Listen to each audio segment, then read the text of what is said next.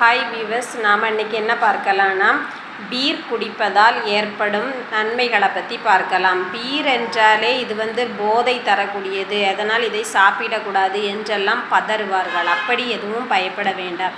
ஏனென்றால் பீர் பழங்களின் சாறாகவே கருதப்படுகிறது.